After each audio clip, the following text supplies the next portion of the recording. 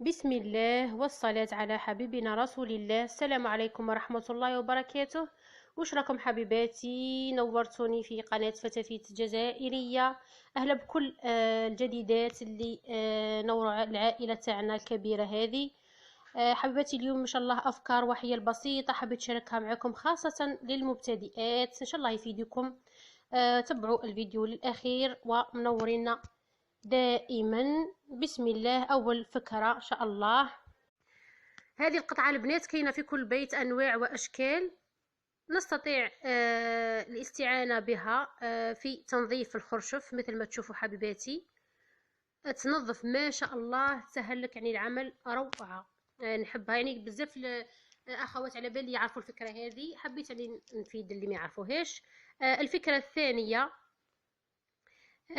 نحاولوا ديما نحتفظوا اكيد بشويه دبشه معدنوس او بقدونس كرافس، نقطعوهم اولا، نقيوهم اكيد، ننظفوهم مليح، ثم نقطعوهم رقيق ونخبيهم في المجمد اللي للحاجه، خاصه في الوقت هذا اللي رانا فيه المرحله هذه.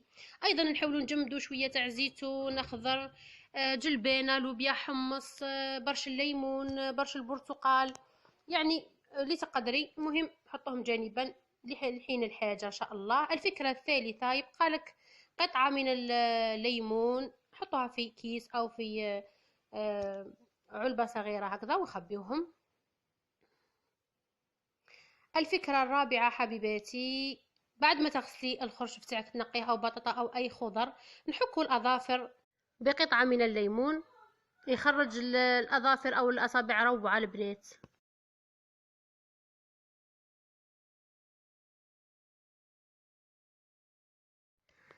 ايضا حبيبتي، اذا شكيتي انه الحمص تاعك ما يطيبش، حطوا على راس الملعقه يعني قليلا من خميره الحلوى او بيكربونات، يطيب لك زبده. للاحتفاظ بالخضر لمده طويله ويبقاو لك ما شاء الله، نضع كل الخضر تاعنا في اكياس بلاستيكيه، اما شفافه او بيضاء، او الخاصه بالثلاجه، يعني المتوفر عندك اكيد. ايضا البنات، التلاوه تاع القهوه اللي تبقى في البريس او شي، نحطوها في النباتات، ما نرميوهاش، روعه للنباتات.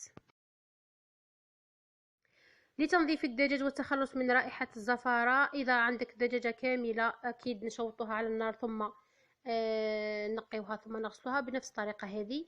البنات نستعمل في التنظيف افضل يعني شيء الملح والخل والماء، ايضا ملعقتين من الفرينه، هنا حطيت الملح، ثم ملعقتين من الفرينة وخل أو عصير ليمون، ونغسل الدجاج تاعنا جيدا مع إزالة شوائب أو القطع الزائدة الشحمية أكيد. نغسله أول مرة ثم نشلوه، نعود نفس الطريقة بالملح والخل أو عصير الليمون يكون أفضل، نفضلو، يخرج لك قطعة دجاج بيضاء ما شاء الله، الرائحة يعني تزول تماما. ونشلوه مرة أخيرة ثالثة، نعصر له عصرة قارص أو خل، وديما نفضل كما قلت لكم القارص، وكمية من الملح، ونقطروه جيدا من الماء، ونضيف له حبيباتي، نضيف له ملح بعد التقطير تاعو أكيد.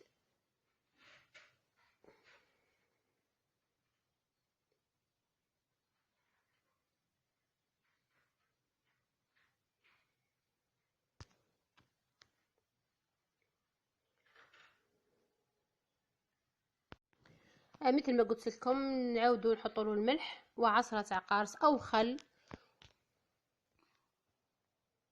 ونخبيه في الثلاجة او في المجمد. البنات كيديروا الملح هكذا بزاف راح تحصلوا على دجاج يعني في الطهي بنين جدا.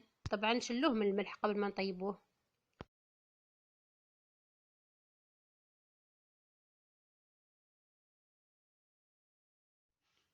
للحصول على روز بنين ان شاء الله جدا حبيبتي، من غير اضافة مواد صناعية مثل جامبو، نقدر نكهوه بالطريقة هذه بإضافة زيتون مقطع، أيضا جزر أو زرودية، ورقة معدنوس، ممكن كركم لفوائده الصحية الكثيرة، لتلوينه أيضا.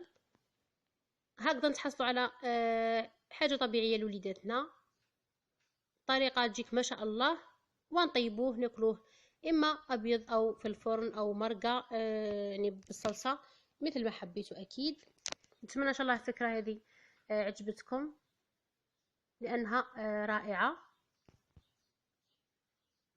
كنت حطيتها في فيديو آخر، نتمنى تشوفوه.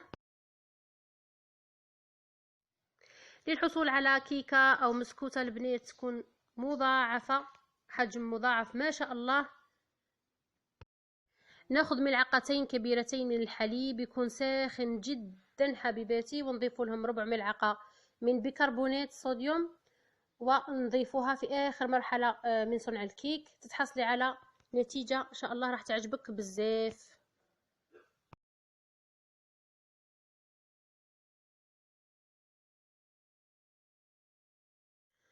بقات لك البنات أي نوع من العجين نحطوها في كيس بلاستيكي شفاف، ونجمدوها لحين الاستعمال. تكوني قاعدة راح تستعمليها إن شاء الله. هنا بقات لي عجينة تاع بقلاوة، كي حبيت نستعملها فقط حطيتها ذابت، ثم فتحتها وعملتها قريوش مثل ما تشوفوا، والنتيجة جات ما شاء الله.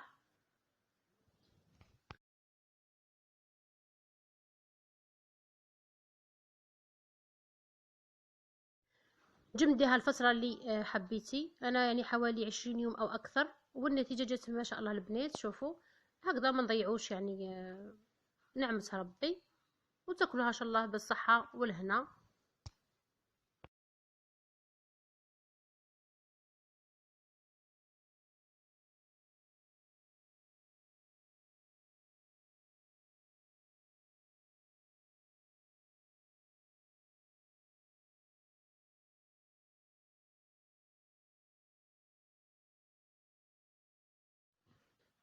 ايضا اذا حبيتي الجريوه تاعك او الكوسه او القرعه تجيك بنينه ما شاء الله، بعد ما نقيوها وننظفوها ندريو عليها او نرشوا عليها كميه من الملح مليحه، وتخليها مده يعني 15 دقيقه او 20 دقيقه، ثم تشليها وتستعمليها في الطبخه اللي حبيتي، بربوشه او رشته او مثل ما حبيتي.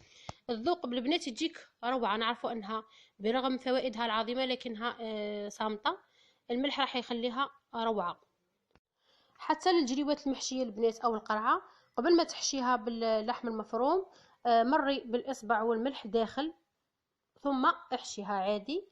ولزياده بنه اكثر حبيبتي ديري شويه تاع زبده وزيت في المقله ونحمرها، ثم ديريها اما في صلصه طيب او في الفرن او كما حبيتي انت. اكيد البنه راح تتحصلي عليها ما شاء الله، وتفكروني بدعواتكم.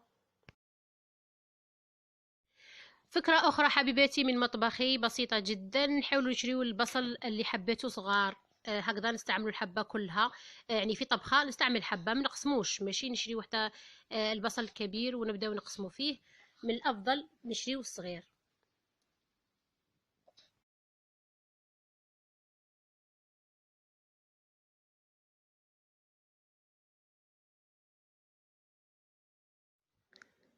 أيضا حبيتي تدهني صواني الفرن بقطعة من الزبدة بدون ما نوسخوا الأيدي أو الفرشاة أو البنسو. استعملي ورقة طهي، قطعة من ورقة طهي أو ورق المطبخ بقطعة الزبدة، وندهن الصواني ثم ترمى من غير ما نمسو أي شيء بالأيدي. نتمنى إن شاء الله الفكرة عجبتكم.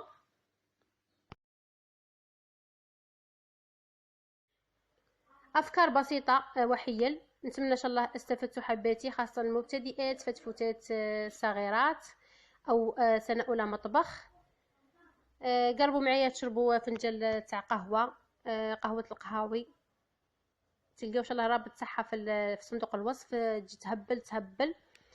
حباتي نتمنى ان شاء الله فيديو اليوم افادكم ولو بالقليل، شاركوه مع الاحباب، والسلام عليكم ورحمة الله تعالى وبركاته.